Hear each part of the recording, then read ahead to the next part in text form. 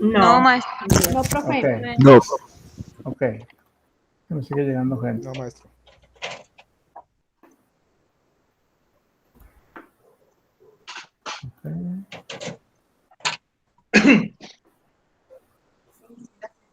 ¿Listo? No, maestro, se me quitó de nuevo. Se quitó, profe. Inició y se quitó. A ver.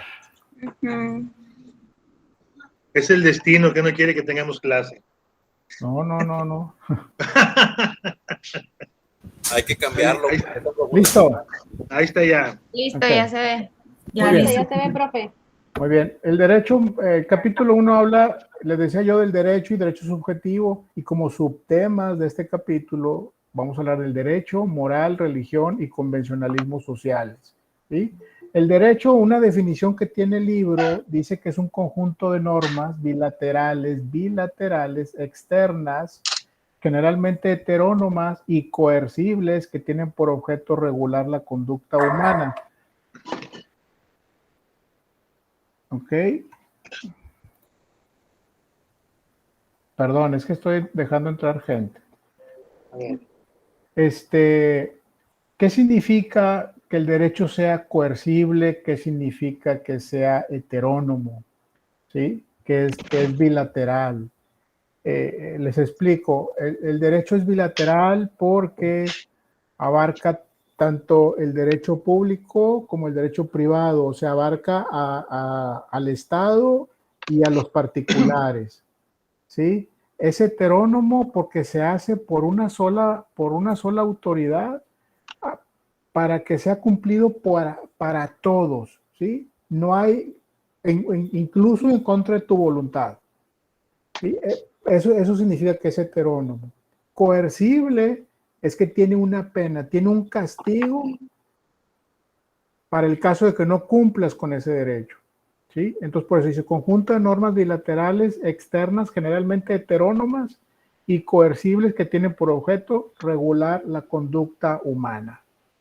Yo creo que está muy claro esto, ¿no? Es propiamente la ley que tiene como por objetivo regular la conducta humana, que no te salgas del camino, como quien dice, porque si te sales del camino que ya está establecido, pues hay una consecuencia y hay una coercibilidad que aquí está, ¿sí? En derecho hablamos de supuestos y consecuencias jurídicas, supuestos y consecuencias jurídicas, algo que yo creo que puede suceder, ¿sí? Un supuesto. En el supuesto, si alguien anda más rápido del límite de velocidad por esta calle, es muy probable que se vaya a estampar en esa curva. Eso es un supuesto y ya lo tengo yo plasmado en la ley, que el límite de velocidad ahí es, al llegar a este punto, hay que bajar la velocidad, porque si no, te vas a ir a estampar allá, ¿sí? Entonces, ya tengo listo el cuadro, el marco legal, por si alguien no hace caso sobre esa indicación, ¿sí? La consecuencia, bueno, si no haces caso, pues hay una consecuencia jurídica, ¿sí? Una pena, una multa, una privación de la libertad, etcétera. Esos son el tipo de consecuencias que puede haber, siendo el supuesto jurídico la hipótesis, lo que yo creo que puede pasar. El supuesto viene siendo la hipótesis que yo creo que puede pasar, cuya realización depende de que se produzcan ciertas consecuencias de derecho. Y aquí les puse un pequeño esquema en donde aquí hay un supuesto, ¿sí? Creado, pensado, por si algo pudiera suceder, ¿sí? Ojalá todos fueran supuestos. Generalmente vamos un poquito atrás de los sucesos. Entonces, aunque siempre estamos investigando y estudiando el comportamiento humano y tratamos de ir adelante de las situaciones, generalmente vamos un poquito atrás. Pasan cosas nuevas, delitos o situaciones que pudieran ser delito, pero no están enmarcados todavía como delito. Entonces, hay que marcarlo como delito porque afecta mucho. Entonces, encuadramos la ley o creamos una nueva ley para encuadrar esa situación. Por eso les digo, esa es una opinión muy personal, vamos un poquito atrás, ¿sí? Entonces, pues, pero aquí el deber ser es que hay un supuesto, yo pienso que esto puede pasar, yo lo encuadro aquí, ¿sí? Ya está el supuesto hecho, y si dentro de ese supuesto suceden las cosas, hay una consecuencia, ¿sí? Hay una consecuencia, y de esa consecuencia, pues, se denotan muchas variables, ¿no? Muchas variables, si hay una gravedad extrema, si solamente fue una falta, por ejemplo, administrativa, si fue solamente una omisión, etcétera. Pero siempre hay un supuesto y luego la consecuencia y luego todas las variables que pudieran pasar y luego, bueno, de aquí continúa un proceso, de acuerdo a esa variable, continuará un proceso legal determinado. ¿Vamos? ¿Vamos bien? Sí, maestro. Sí. profe. Muy bien. En cuanto a las normas, que básicamente las normas pues son las leyes, las normas dice pueden ser continuamente violadas sin que la violación del postulado que encierran pierda importancia o valor. O sea, la norma o la ley, tú puedes hacerla, puedes violar la ley, puedes faltar a la ley, puedes no hacerle caso a la ley, puede no gustarte esa ley, eso no importa. La ley ahí está y hay que respetarla, te guste o no te guste. ¿Sí? Ya que éstas enuncian reglas de conducta a fin de regular las formas de comportamiento. Las normas son válidas o nulas dependiendo si se realizaron atendiendo los protocolos establecidos para su creación. Para que una norma sea norma o para que una ley sea ley, pues tuvo que haber sido creada de acuerdo a los protocolos que ya están establecidos. En la Constitución menciona cuáles son los protocolos. ¿Sí? Hay una situación, hay un estudio, hay una promulgación de la ley, se revisa, se veta, se confirma, se modifica, etcétera, etcétera. Hay una serie de pasos muy interesantes, pero eso sería sesión síncrona de una o 2 horas, que bueno, no es el tema ahorita, ¿no? Dice, para la aplicación de una norma deberá contener el proceso normativo que se registra en el nacimiento de la consecuencia. ¿Sí? Cuando nace la consecuencia, ya se cometió el delito, nace la consecuencia, hay un proceso normativo, ¿sí? Y si hay una relación necesaria con el proceso, causal, partiendo siempre de supuestos iniciales conocidos, mismos que llegan a consecuencias finales predeterminadas. Al final, la norma lo que busca es provocar una forma de conducta. Otra vez, llevarnos por el camino, ¿sí? Hay un camino, en el camino establecido, no te me salgas de aquí, porque yo ya tengo previsto que si tú te sales, ¿qué voy a hacer? ¿Sí? Hay un supuesto, lo que marcamos en el slide pasado, ¿sí? O una voluntad, un supuesto o una voluntad. Una voluntad, el supuesto es algo que sucede la mayoría de las veces sin que yo lo quiera hacer, ¿sí? Como un accidente, ¿verdad? O cuando si alguien se metió a mi casa y hubo violencia, etcétera. Yo no lo quise hacer, pero es un supuesto que está por ahí enmarcado. Todo ese tipo de cosas. Cuando hay voluntad es otra cosa, ¿sí? Cuando yo lo quise hacer, cuando yo provoqué, cuando yo detoné, ¿sí?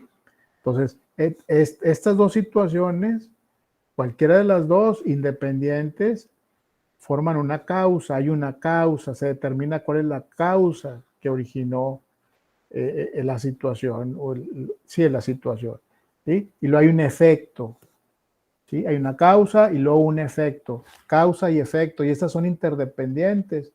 Efecto y consecuencia también son interdependientes. Si hay una causa, hay un efecto. Si hay un efecto, pues le antecede una causa, ¿sí? Y lo mismo, consecuencia, hay una consecuencia, pero a la consecuencia le antecede un efecto. Es como se comporta la ley, es como se comporta cuando ustedes ven una ley en un código civil, en un código penal, en el diario oficial, tiene todo esto encerrado, ¿sí? Ustedes ven puras letras lo que dice, pero hay algo detrás de toda esta norma o de esta ley, ¿sí? Que se pensó en un supuesto, se pensó si alguien tuviera la voluntad de delinquir o la voluntad de generar o la voluntad de, incluso en temas privados como firmar un contrato de compraventa, por ejemplo, firmar un contrato de arrendamiento, por ejemplo, está la voluntad y genera una causa, hay un efecto. La diferencia es que yo lo estoy creando a voluntad propia. Entonces, por eso es importante que entiendan qué hay detrás de cada ley. No nomás está así escrita y ahí la aventaron nomás. Hay mucho detrás, ¿no? ¿De acuerdo? Y esto hace la comparación, la norma y leyes naturales. Si se fijan en el libro, en ese capítulo, habla de características de las leyes naturales y de la norma. Es importante que lo lean, ¿sí? Yo estoy haciendo un resumen de todo eso, pero es importante que lo lean para que vean cómo trata de distinguir una de la otra. Las leyes naturales, dice, no se violan. Se trata de principios que no admiten ninguna sola excepción. Las leyes naturales enumeran principios científicos que registran uniformidades de fenómenos. ¿De qué estoy hablando aquí? De leyes naturales, tan simple como un huracán. Esa es una ley natural. Ya sabemos que en agosto, septiembre, es cuando hay huracanes. ¿Y por qué hay huracanes? Porque se mezcla el aire frío con el aire caliente. Digo, no me sé todo cómo se forman, pero la parte básica de un huracán es cuando el aire caliente y el aire frío chocan y luego haz de cuenta que hacen esto y lo se unen y lo hacen esto, ¿no? Hay una, ¿cómo te diré? Un push del aire caliente con el aire frío y origina este remolino, ¿no? En los colores, cuando tú mezclas, bueno, lo del huracán, lo que dice es una ley natural. Ya sabemos que eso va a pasar, ¿sí? Eso es no lo podemos cambiar. Ya sabemos qué va a pasar. Es una ley natural. No la escribimos nosotros. Así es. Más que la observamos, cómo se va formando el huracán y vamos registrando, ¿sí? Y ya decimos, de acuerdo a la ley natural de la formación de huracanes, se forman así, así, así, así. El humano no lo dijo, lo observaron y nomás lo plasmaron. Los colores al mezclarlos, como este ejemplo, ¿sí? Los mezclas, por ejemplo, el rojo y el amarillo, se forma el anaranjado, ¿sí? Y así va a ser en muchas cosas. En temas científicos, cuando hacen mezclas, el ácido clorhídrico, cuando lo mezclas con otras sustancias, se genera un gas, etcétera, la basura, cuando está con cierto grado de humedad y cierto tiempo sin mover y grado de calor, se genera gas metano. Todas esas son leyes naturales, ¿sí? No las inventó el hombre las descubrió, y las escribe y dices, cada vez que pase esto, va a suceder esto. ¿Sí me explicó lo que quiero decir? Maestro, ¿podría poner algún ejemplo, pero, ¿cómo le diré? Algún ejemplo, pero basado sobre las leyes, lo que vendría siendo una ley natural?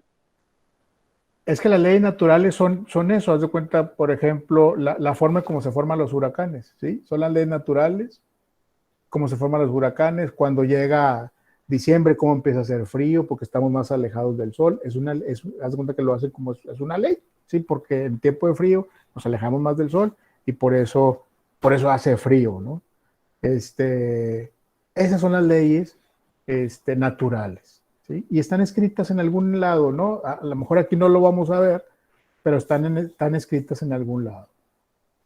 Es solamente una forma de comparar la ley natural con las normas que nosotros como seres humanos creamos para un comportamiento, para generar un comportamiento determinado en nosotros. Y las leyes naturales no, nomás pues las observamos. Y bueno, ya escribimos cómo funciona, etcétera, etcétera, y pues ahí está, ¿sí? Un ejemplo de una ley natural, bueno, pues no tengo así como me hubiera gustado tener así como un escrito en el tema de los huracanes. Por ejemplo, ¿qué es lo que se me ocurre? En la noche, el mar, cómo sube su marea. ¿Sí? El granizo, profesor. El sol siempre sale por el oriente. El sol sale siempre por el oriente y se pone por el poniente. Todas esas son leyes naturales. Todas son leyes naturales. Así es, una ley natural. No sé si están como tal escritas en algún libro, la verdad no lo sé, pero esto básicamente nos está como diferenciando las leyes que creamos nosotros contra las leyes naturales. Por eso les pido, lean ese apartado, el principio son como 10 incisos, donde está comparando todo el tiempo con las leyes naturales. ¿De acuerdo?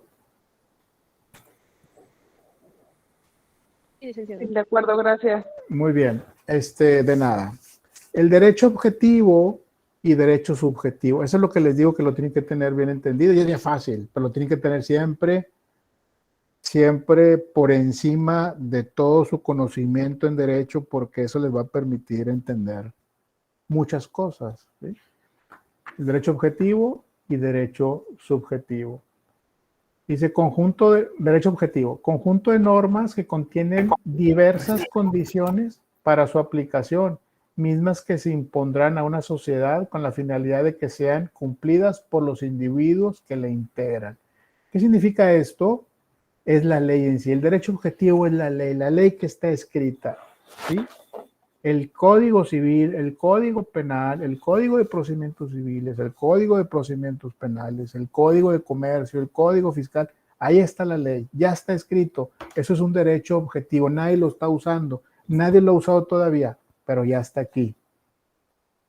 ¿Sí? Ya está aquí previendo lo que creo yo, los supuestos, según mis hipótesis, mis supuestos que pueden ocurrir, ya están aquí. ¿Sí? Derecho objetivo es cuando tú usas esa ley. Cuando ya pasó algo y esa ley que está escrita, la utilizas, la aplicas. ¿Sí?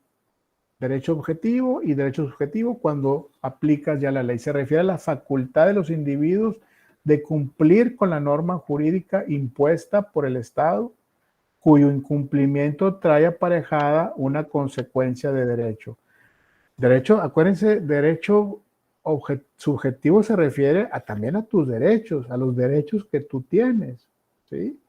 Son derechos que tú tienes cuando tienes una situación, por ejemplo, cuando tienes algún problema penal, tienes derecho a un abogado de oficio, tienes derecho a no declarar, ¿sí? Pero también el Estado tiene derecho a privarte de la libertad, ¿sí? Tiene el derecho de carearte con otra persona. Entonces, son derechos para ambas partes, por eso le llaman bilateral. No sé si me explico, ¿sí me siguen? Sí, maestro. Continuamos.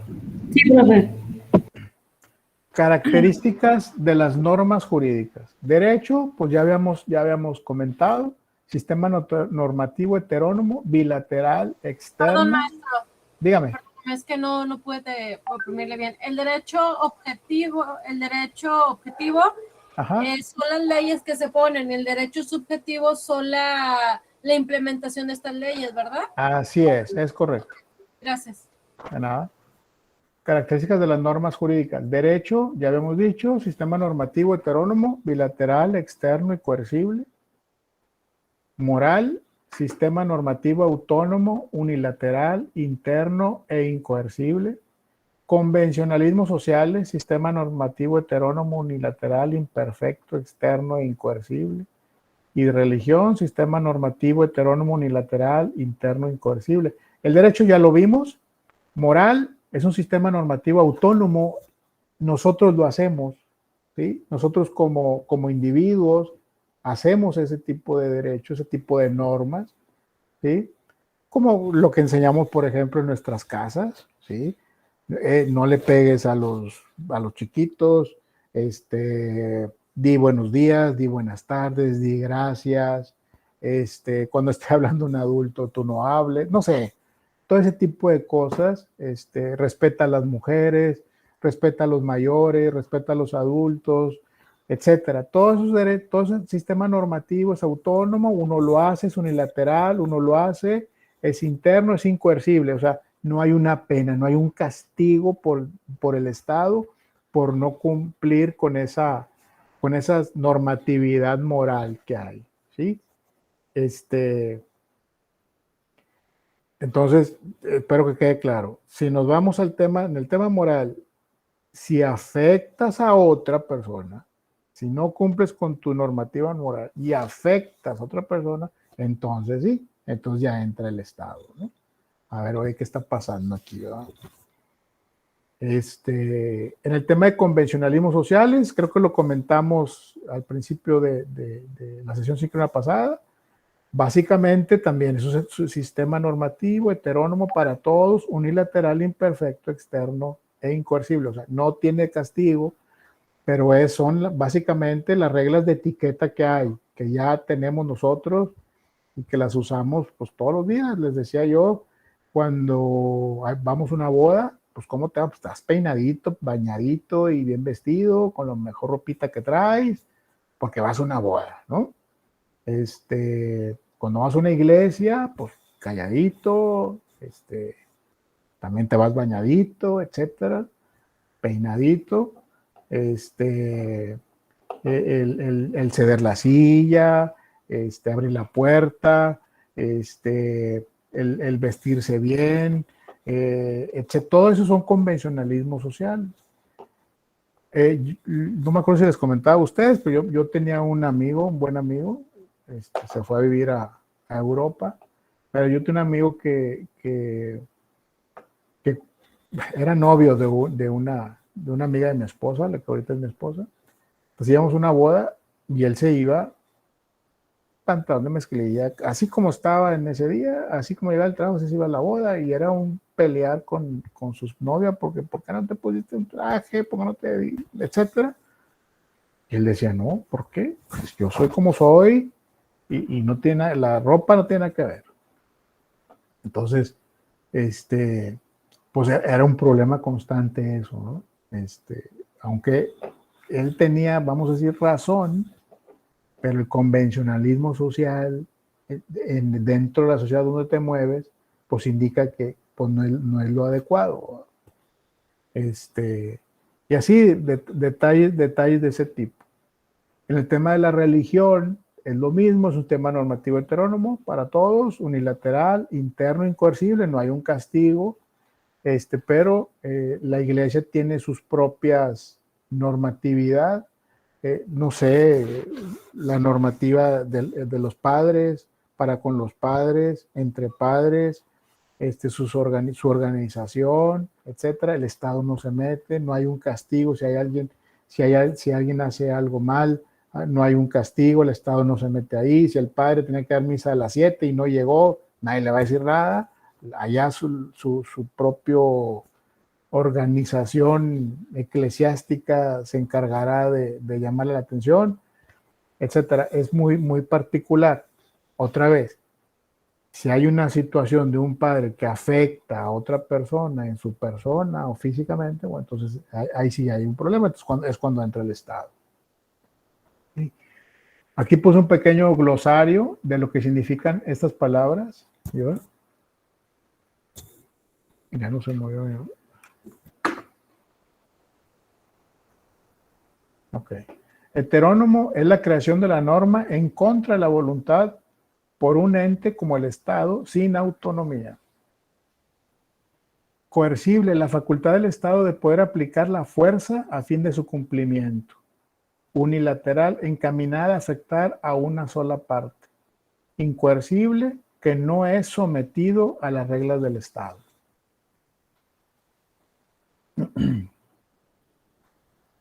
Son tipos de normas, si queremos decirle tipos de leyes que hay. Generalmente a las del Estado se le llaman leyes y normas, pues son todas las de la religión, esta de convenciones sociales, normas morales, etcétera. Pero también en leyes también le podemos llamar normas. Muy bien. Pasamos a otro tema que es teoría general de la norma jurídica. Esto me gusta mucho y muy importante. Capítulo 1, fuentes del derecho. ¿Qué entienden por fuente del derecho? ¿De dónde el derecho se alimenta para ser derecho? ¿Mm? Déjeme ver si hay gente que tiene Discursos.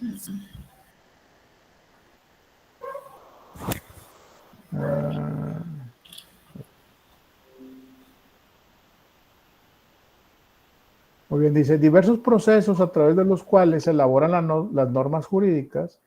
Esos procesos pueden comprender tanto las manifestaciones reales que dan origen a las normas jurídicas por virtud de los distintos factores sociales, económicos, políticos, religiosos, etcétera, como las formas reguladas por el propio derecho para la creación sistemática y ordenada de las citadas normas, tal como ocurre respectivamente en el proceso legislativo, en la obra constante de la jurisprudencia y en la elaboración que se lleva a cabo por la costumbre jurídica. Perdón, es que sigue llegando gente.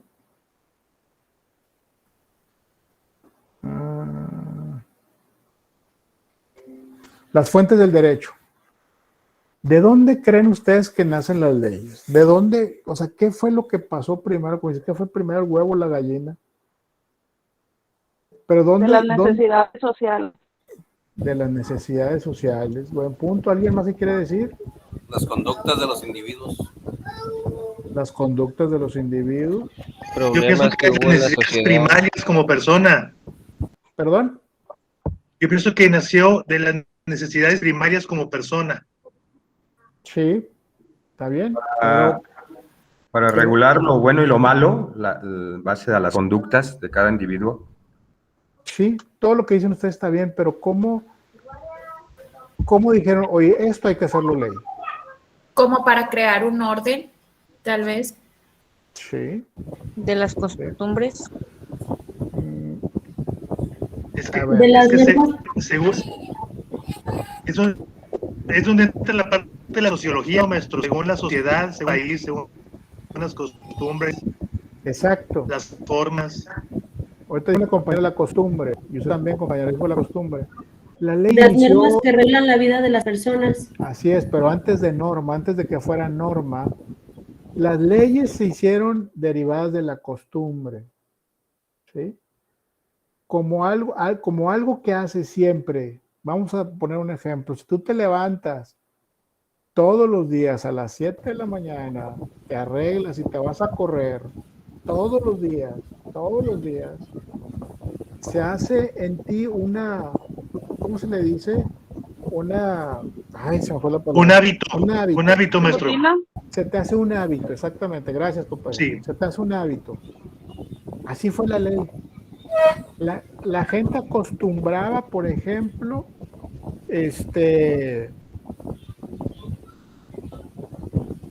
meterse a su casa, por decir algo, a las 8 de la noche. Toda la gente por costumbre, sin que nadie les dijera, hablando de los pueblos antes de los romanos y todo eso, se metían, por ejemplo, a sus casas a las 8 de la noche. No había luz.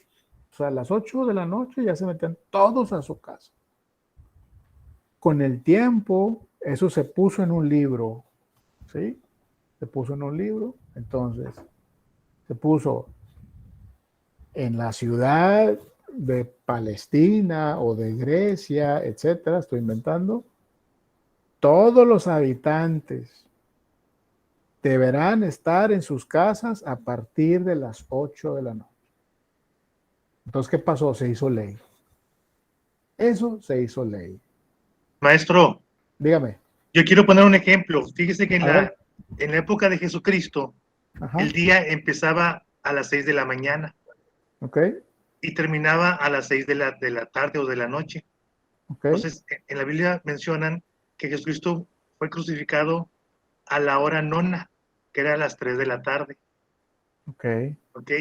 Entonces, eso se convirtió en ley, tanto así que lo pusieron en la Biblia como algo importante, que era el horario, que era la costumbre que tenía el pueblo israelita.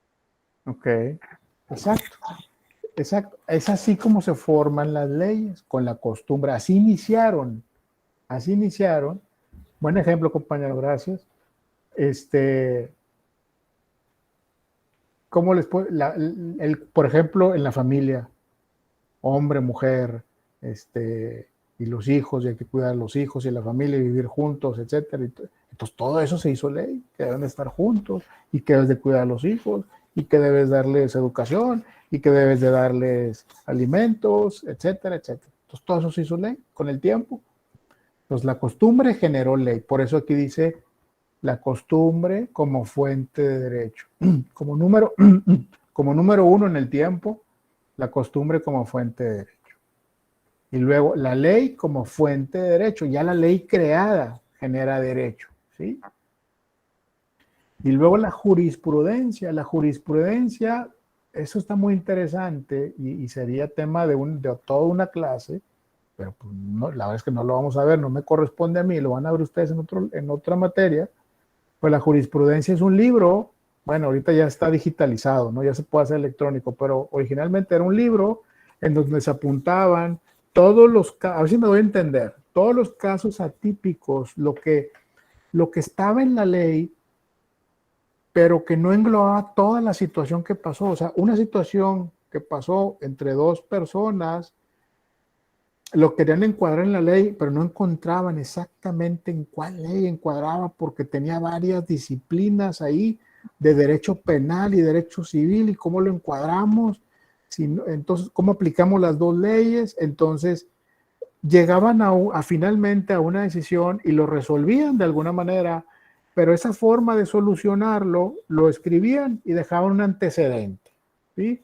El asunto de los particulares en los que había diferentes leyes, ley civil y ley penal, incluso tal vez pudiera haber una situación que no estaban en ninguna ley o que había como la duda de en qué ley encuadrarlo, se dejaba el antecedente de cómo se resolvió ese asunto, ¿sí? Se deja ahí. Cuando llega un asunto similar, ¿sí? Entonces ya hay un antecedente y se resuelve de la misma manera, se vuelve a poner en ese libro, se registra en alguna parte. Entonces, cuando 5 veces se resuelve un caso igual, ininterrumpido,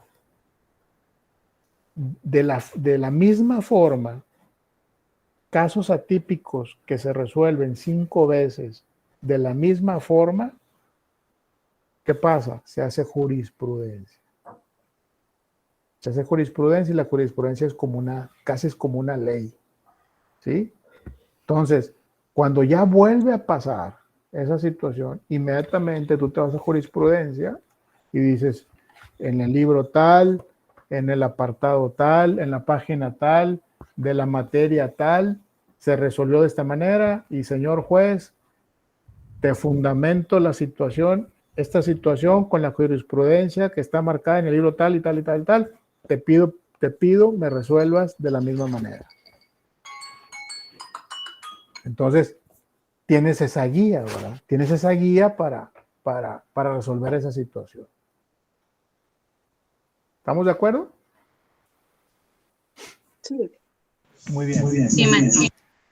La doctrina es lo mismo. La doctrina son los que están analizando constantemente la ley, los que están analizando ciertas formas de conducta, los estudiosos del derecho, gente que también les sabe algo de filosofía y cosas de esas. Es la doctrina, que también son fuentes de derecho.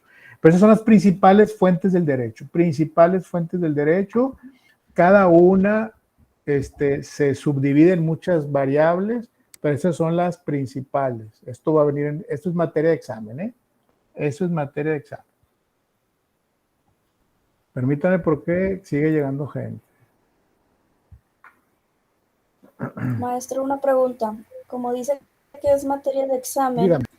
¿nos va a pedir un ejemplo de cada una para investigarlo o solamente nos va a pedir las 4 fuentes de derecho? Amiga, no sé cómo le voy a poner. No he hecho las preguntas, ni mucho menos. Buena pregunta. pero algo así puede ser cuáles son las fuentes de derecho, cuáles son las principales fuentes de derecho, o mencióname 2 fuentes del derecho, algo así, ¿no? Acuérdense que los exámenes son de opción múltiple. Entonces, Si lo estudian, se les va a hacer muy fácil. Muy bien, continuamos. Aquí está un poquito explicado como una definición de libro.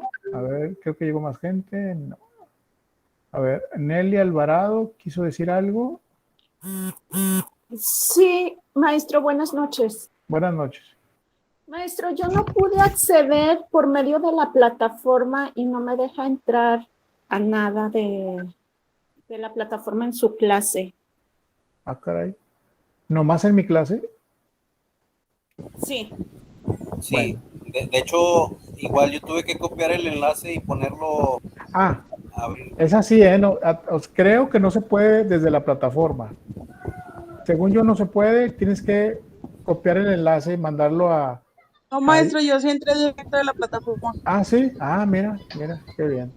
Y yo, pues, me compartieron el enlace, si no, no pudiera haber ingresado, y tampoco lo pude copiar y tampoco pude abrir, o sea, sí los temas que usted estaba viendo, o sea, no puedo ver nada. Nada, o sea, no pudiste accesar a la... No me abre nada en su materia. Okay. Bueno, aparte que no sé mucho, ¿verdad? Pero sí, ya le intentó también mi hijo y no podemos. Bueno, ¿sabe qué? Mándeme un mensaje, por favor. Un mensaje sí puede, ¿verdad? Por la plataforma. Sí. Bueno, mándeme un mensaje. Todo el que tenga un tema así, mándeme un mensaje para yo revisarlo. Con mucho gusto. Ok, gracias. De nada. Bueno, capítulo 2, decíamos que la costumbre como fuente de derecho, la costumbre se forma de dos elementos. Uno material, que consiste en la repetición de un proceder o comportamiento, y el otro espiritual o subjetivo, que se hace radicar en la convicción de obligatoriedad que existe en el ánimo popular respecto al citado proceder o comportamiento, que es lo que les decía ahorita. De hacerse una costumbre, se hace obligatorio y después se hace ley. Así de sencillo. Mi hijo de repente me dice un paréntesis, le digo de repente, por ejemplo, no le dejé salir un viernes, le digo, es que hoy no vas a salir. Y mi hijo siempre me dice, dame una razón. ¿Cuál razón? Y le digo, porque no quiero, esa no es razón, dime una razón. Y me mete en problemas, ¿verdad? Con eso. Ya le digo, pues no quiero porque, no sé, siento que hay peligro, que está chico, es adolescente, pero siempre dame una razón. Entonces, eso me refiero, esa costumbre de la restricción de salir y se puede ir haciendo ley, ¿no? Maestro. Dígame. Hay un dicho que dice que las costumbres se hacen leyes. Sí. Es bien muy cierto. Es precisamente lo que le estoy diciendo. En cuanto a la ley y el reglamento, dice una regla del derecho directamente emanada del Poder Legislativo y sancionada con la firma del jefe de Estado o promulgada por él a través de un decreto. La promulgación tiene un triple objeto: atestiguar la existencia de la regularidad de la ley, ordenar su publicación y dar a los agentes del poder un mandamiento de ejecución, que habla del proceso cuando el Ejecutivo genera una ley, ¿sí? Genera la ley, se aprueba la ley, se promulga la ley, se firma la ley, y por eso dice aquí, tiene un triple objeto: atestiguar la existencia de la ley, o sea, el fundamento que está la ley escrita, ordenar su publicación y vigencia, al momento de publicarla, empieza su vigencia, ¿sí? Y dar al Poder Judicial un mandamiento de ejecución. Aquí está la ley, ahora sí, hazla valer, caray. Tú, órale, dale para adelante. La jurisprudencia como fuente de derecho, conjunto de sentencias, decisiones o fallos por los tribunales de justicia que pueden repercutir en sentencias posteriores. En México, la jurisprudencia es considerada indiscutible como fuente de derecho. Maestro, Entonces, me debo de imaginar yo que en la parte de la jurisprudencia hay, si no cientos, miles de libros que contengan esta parte. ¿Es así? Es correcto. ¿Qué va? Yo alcancé a ver en un despacho como unos 350 libros. Y libros de este tamaño. ¿Sí? Pero ahora ya están digitalizados. Pero antes eran libros, muy bonitos los libros. De hecho, les quería poner una foto aquí de los libros y se me pasó, ya no se los... Tuve un problema con el Office, con el PowerPoint y me... Y me imagino, maestro, que vienen ahora sí que por índice, por casos, o ¿cómo vienen? Sí, como si fuera Biblia, como si fuera escrituras públicas, ¿sí? Okay. En el libro tal, en el apartado tal, en la página tal, de la materia tal, haz de cuenta, así es como lo busca uno. Muchas gracias, maestro. Al contrario. Maestro, buenas noches. Dígame. Buenas noches. Una duda, maestro. ¿Su clase dura 1 hora o cuánto dura? 1 hora. Voy a intentar que dure 1 hora. Ah, muy bien. Así como tenemos una clase a las 9 y tenía esa duda. Así es. Entonces vámonos rapidito. Sí estoy consciente de que tienen otra clase y bueno, los maestros hicimos mucho esfuerzo para no empalmar las sesiones y que ustedes no tengan ese problema. Principio de irretroactividad de la ley, que es el tema que vimos en el foro. Dice, no será retroactiva la ley que respete las situaciones jurídicas. Por ahí hay un micrófono abierto, si lo pueden cerrar. No será retroactiva la ley que respete las situaciones jurídicas concretas. El juez deberá considerar como regidas por la ley antigua las situaciones jurídicas nacidas bajo su imperio y en virtud de ella. Por ejemplo, bien rápido, si yo cometo un delito ahorita, todavía no me encuentran. No, yo cometí un delito ahorita, y la ley ahorita por ese delito tiene una pena de 5 años de cárcel, pero me encuentran 3 años después, me encuentra la policía, me atrapan, y esa ley cambió. En esos 3 años esa ley cambió, se modificó, y ahora ya no es de 5 años, ahora es de 10 años, ¿sí? La Constitución en su artículo 14 constitucional dice, no se le dará efecto retroactivo a la ley en perjuicio de persona alguna. Entonces, a mí la ley, ¿cuál me van a aplicar? ¿La de 10 años o la de 5 años? Cuando hizo el delito. La de 5 años. Me van a aplicar la de 5 años. Una, porque es la ley que estaba vigente. 2, porque me beneficia. ¿Sí? Si la ley nueva fuera menor. Si la ley, perdón. Si la ley marcara menos años la nueva, ajá, pues ahí, pues yo creo que aplica la nueva, ¿no? Aplica la nueva. Si la ley nueva tuviera menos cantidad de años, me aplican la nueva. Eso sí se puede hacer. ¿Sí? Lo que no se puede hacer es que afecte. ¿Sí? Y a lo mejor ustedes dicen, es que es un criminal o es que es malo, es una persona que hizo esto, el otro y el otro.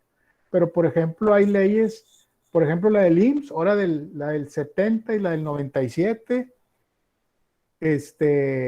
los que están en la ley del 97 pueden escoger la del 97 o la del 70, y las que están antes del 2000 pueden... nomás les aplica la del... Modalidad 40, maestro, la antigua. Sí, bueno, exactamente. Entonces, os aplica para todos. Para todo aplica. En algunos les va a beneficiar. Se trata siempre de beneficiar. ¿Sí? Cuando se puede.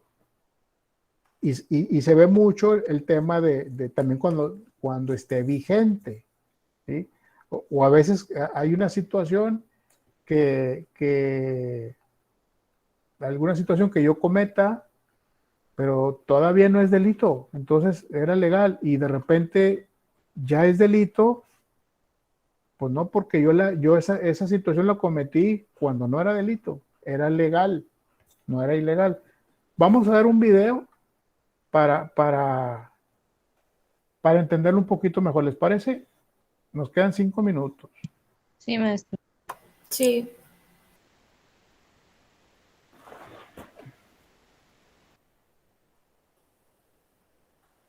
A ver si lo están viendo ahí. Sí. Maestro. Ok. No he iniciado, pero...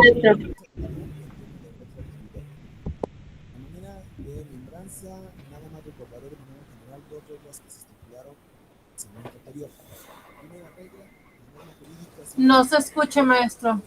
Ah, ok. Qué bueno que me dice. Vamos a hacer otra cosa.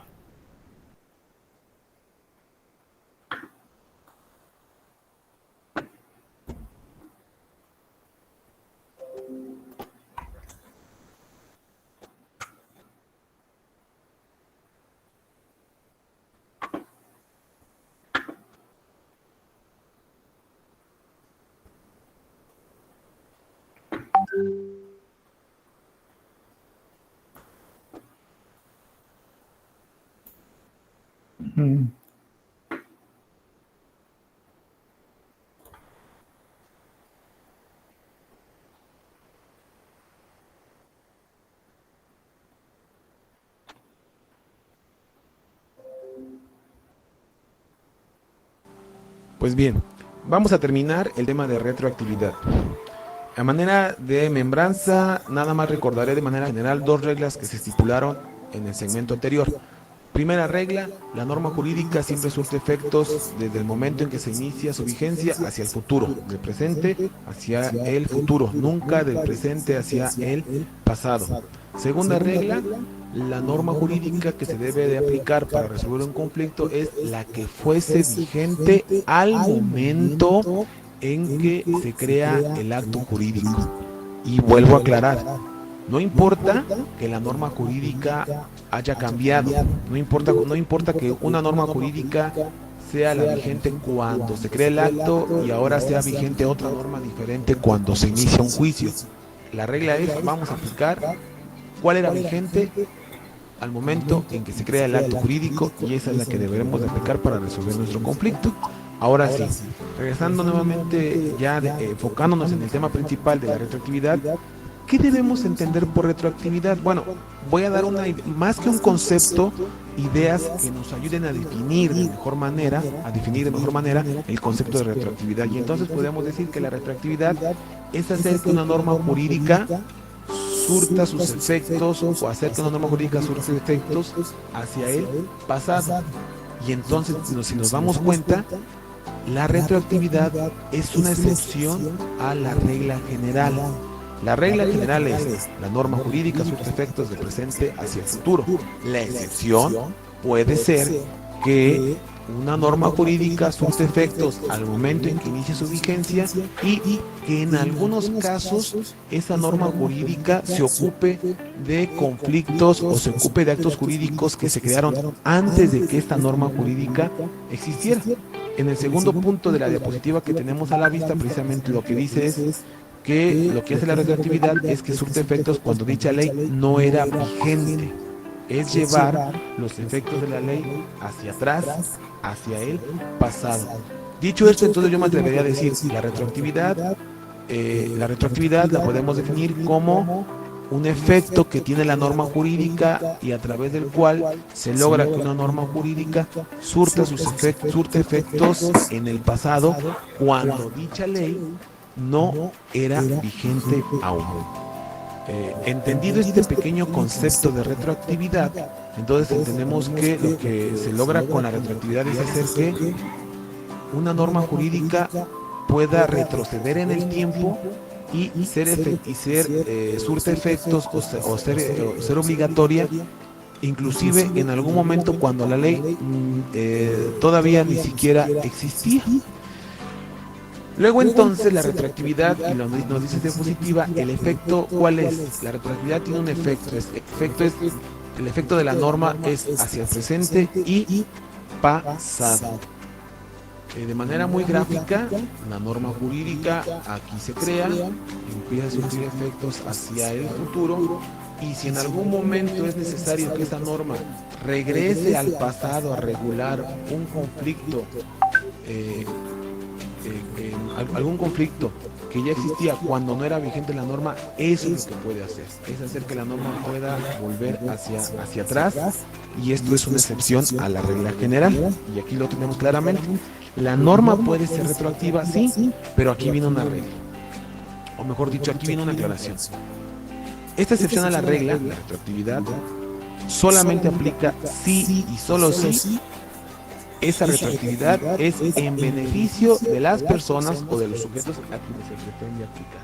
Es decir, yo puedo hacer que una norma jurídica sea retroactiva, vaya del presente hacia el pasado, solamente si esa aplicación va a generar algún beneficio a la persona o al sujeto a quien se le pretende hacer retroactiva una ley. A manera de ejemplo muy sencillo, y voy a poner un ejemplo en materia penal porque es algo, es un ejemplo, digamos, de los que más fácilmente podemos entender. ¿Cuál sería? Juan comete un delito en fecha 5 de febrero, disculpen la falta de ortografía, Juan comete un delito en fecha 5 de febrero de 2011. Se le denuncia penalmente en fecha del 9 de enero del 2012, es decir, prácticamente casi un año después. La víctima o el sujeto pasivo del delito se presenta en el Ministerio Público y lo denuncia penalmente a Juan del delito que haya cometido. Pero la detención de Juan se va a dar hasta el 12 de septiembre de 2013. Y entonces fíjense que tenemos 3 momentos. El 5 de febrero, que es cuando comete el delito del 2011, 5 de febrero de 2011 cuando comete el delito, la denuncia que se presenta hasta el 9 de enero del 2012, un año después, y prácticamente un año después se estaría ejecutando la orden de aprehensión en contra de esta persona, y a partir de este momento la persona ya está detenida y ya se le va a iniciar propiamente un proceso. Si aplicamos la regla general, bueno, mejor dicho, aquí tal vez lo que podemos preguntar es, si aplicamos las reglas generales, a Juan se le debe aplicar la norma jurídica vigente al momento en que cometió el delito, porque esa es la regla, ¿no? La regla, decíamos, es la norma jurídica aplicable al caso concreto o real, es la vigente al momento en que se crea el acto. Pues aquí lo mismo, la norma jurídica aplicable a Juan es la vigente cuando él comete el delito, no importa cuándo se le acusó formalmente o cuándo se le detiene, lo que me importa es cuándo cometió el delito, y esa norma es la que voy a aplicar. Hasta este momento, en el caso anterior, lo que estamos haciendo es aplicar la regla general, no estamos haciendo ningún ejercicio de retroactividad. Ahora bien, imaginemos... Sí, lo entiendo. Digo, el que se tenga que ir adelante, yo sí quiero que vean este video. Le quedan 6 minutos y pues si quieren terminamos, yo lo voy a seguir aquí un ratito, terminar, que se pueda quedar adelante. Si no, lo entiendo perfecto, no hay problema. Nelly Alvarado, ¿quiere decir algo? Pero va a quedar grabado. Sí, va a quedar grabado, la sesión va a quedar okay. grabada, no se preocupen. Ok, gracias, buenas noches. Buenas noches.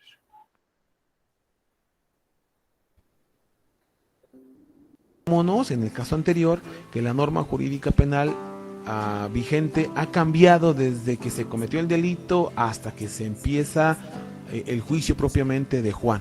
Es decir, cuando cometió el delito había una norma jurídica y ahora que se le detiene para ser juzgado, la norma ha cambiado, se ha reformado. La pregunta es, ¿y ahora qué norma jurídica penal aplicamos, no?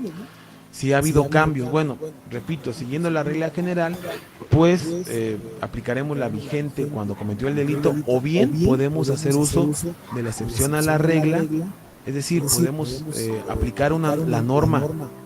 Es decir, fíjense, podemos aplicar la norma vigente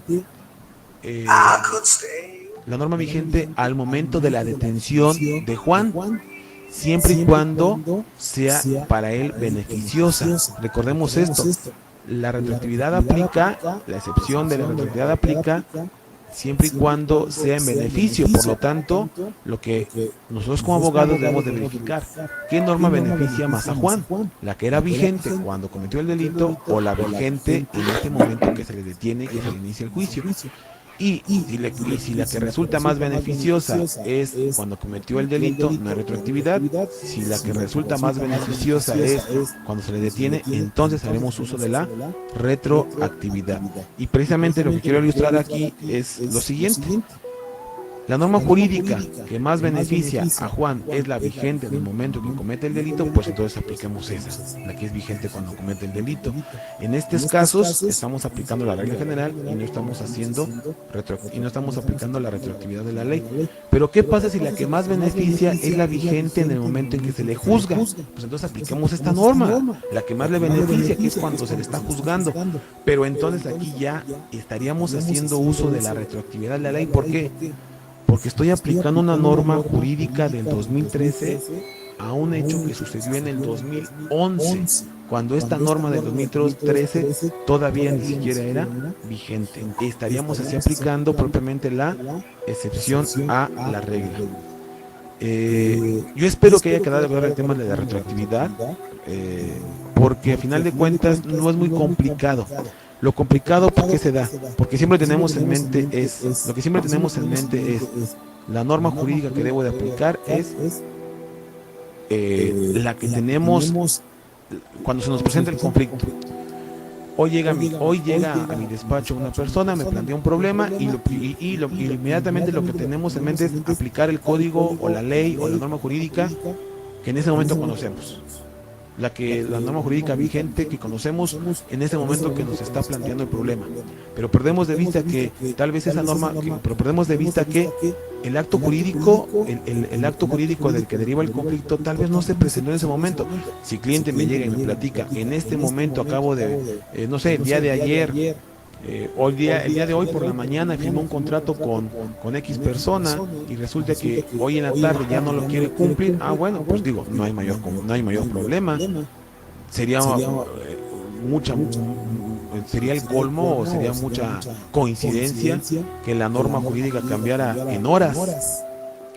Pero ¿qué pasa si me plantea un problema mi cliente el día de hoy respecto de un acto jurídico que se firmó hace 1 o 2 años? Ahí es donde tengo que estar atento y determinar la norma jurídica que se aplicaba al acto jurídico de mi cliente sigue siendo vigente hasta este momento. Si la respuesta es sí, no hay mayor problema. Pero si la respuesta es no, ha cambiado desde que se creó el contrato hasta la fecha, entonces debo de estar atento a si es o no viable aplicar aplicar la excepción a la regla como es la retroactividad.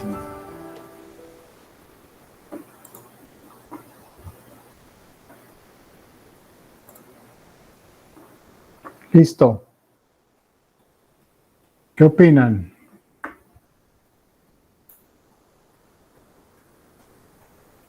¿Sí le entendieron más o menos?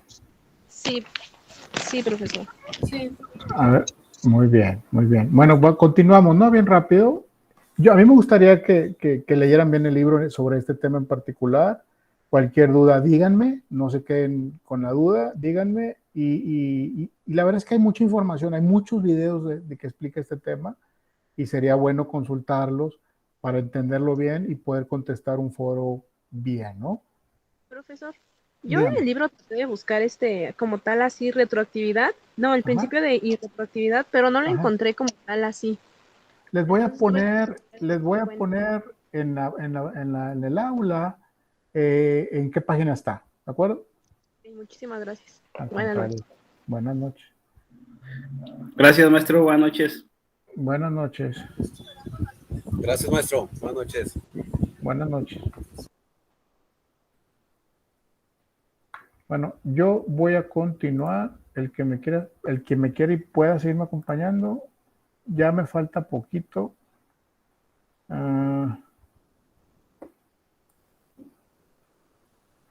¿Qué fue? Ya no encuentro mi... Déjame lo abro de nuevo.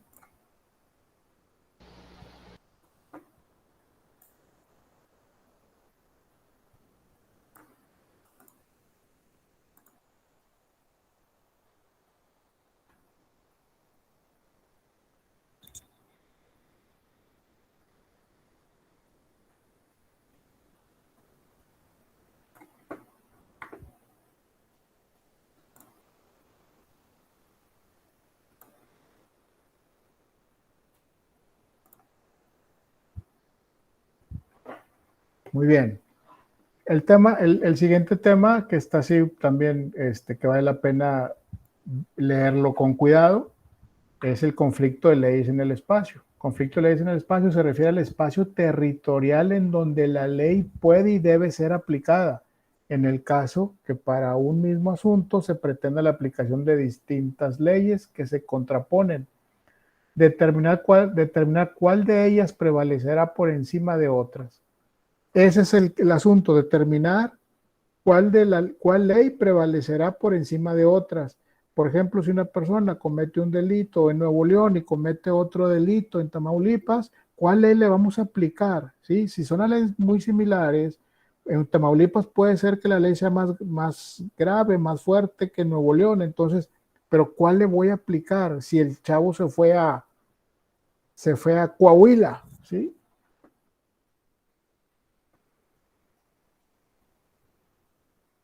Entonces, en eso radica el conflicto de leyes en el espacio. Hay una explicación concreta para esto y yo había puesto un video, aquí está, pero el conflicto de leyes en el espacio se refiere al espacio territorial donde la ley se puede ser aplicada y en el caso que para uno mismo asunto pretenda alcanzar. Ok,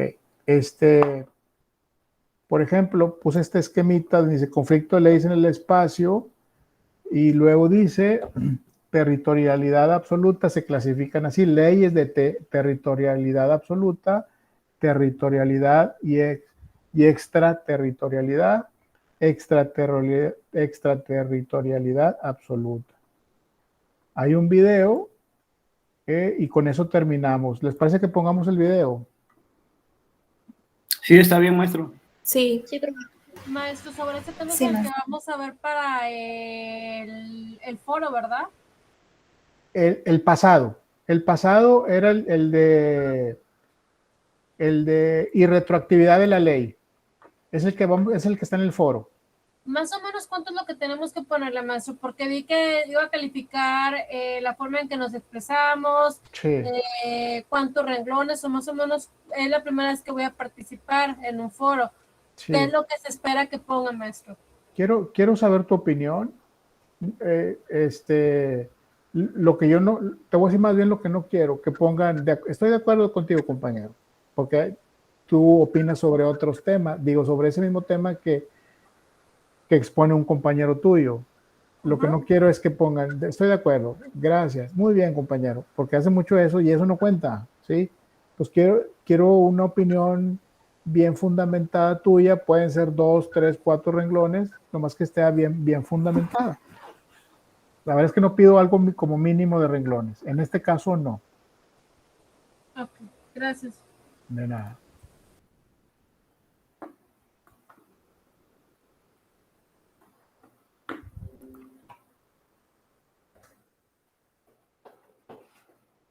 Los proyectos de negocio que tienen son aquellos que logran crear interés.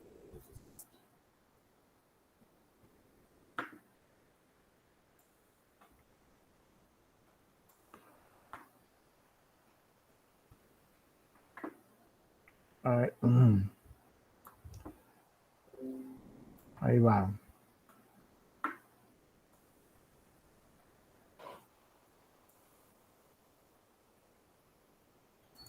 Derecho internacional, conflicto de leyes en el espacio. Quisiera iniciar este tema planteando un pequeño problema, y es, ¿cuál es la ley que se aplicará para resolver el problema de responsabilidad civil planteado en un accidente en una aerolínea turca que ocurre en la ciudad de París, en la cual viajaban personas de diferentes nacionalidades y el mismo que fue construido por una empresa norteamericana? En este problema tenemos que es un mismo tiempo, pero es diferente espacio. En México hay que recordar que el derecho internacional privado se divide en 4 formas principales o abarca 4 formas principales. Primero tenemos la nacionalidad, en segundo la condición jurídica de los extranjeros, en tercero el conflicto de leyes y en cuarto el conflicto de competencia judicial.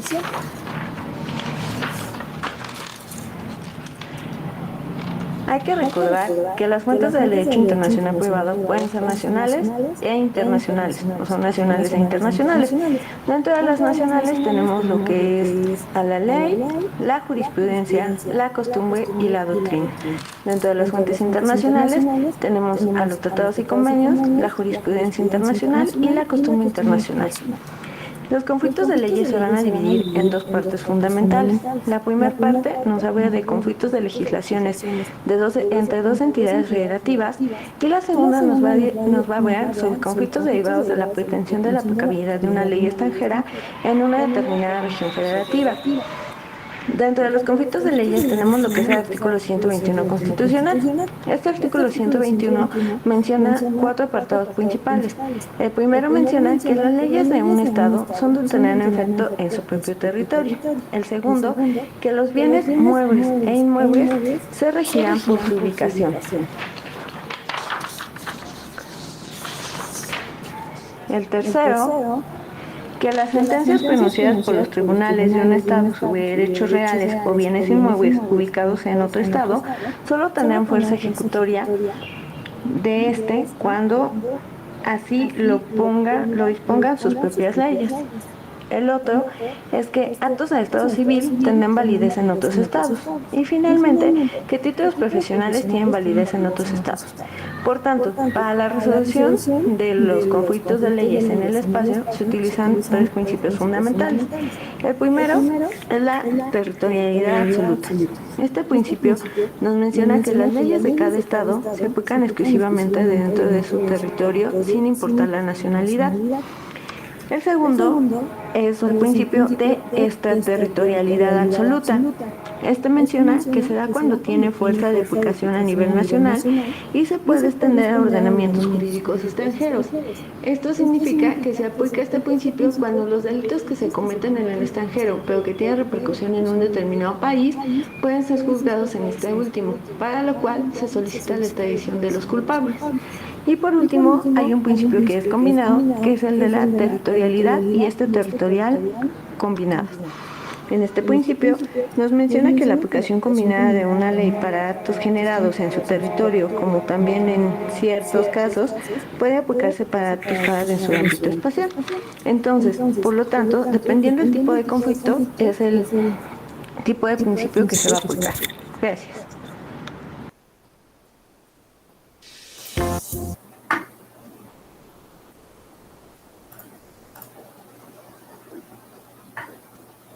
¿Cómo vieron?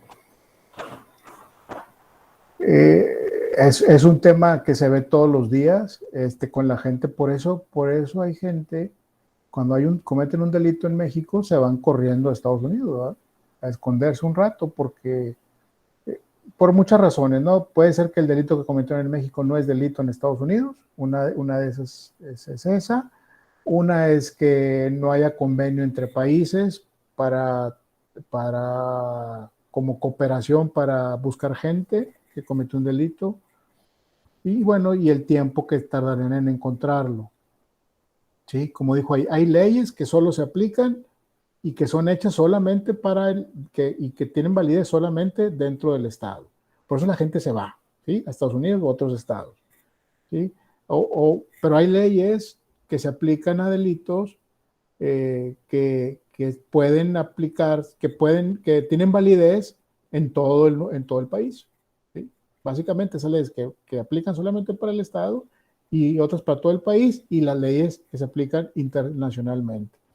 Yo ya no alcancé a ponerles como ejemplos de esas leyes para que sepan las que son estatales, netamente, las que son nacionales y las que son que pueden aplicar en otros países. Les quiero poner unas 3 de cada una para que más o menos ubiquemos de qué estamos hablando. Eso se los pongo en esta semana, se los pongo ahí en la plataforma para que lo vean. Y bueno, compañeros, con eso terminamos la presentación. Una disculpa ahí por los atropellos, pero así es. Entonces, no sé si tengan alguna duda, algún comentario. ¿Qué hacemos?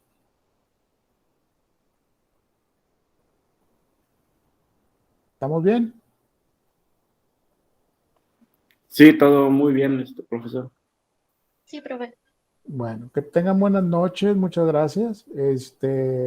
Yo sigo pendiente ahí en la plataforma, cualquier duda, cualquier comentario, con la tarea, con el foro que les pusimos ahí, cualquier cosa que tengan, me avisan. Con mucho gusto yo ahí se la respondo inmediatamente.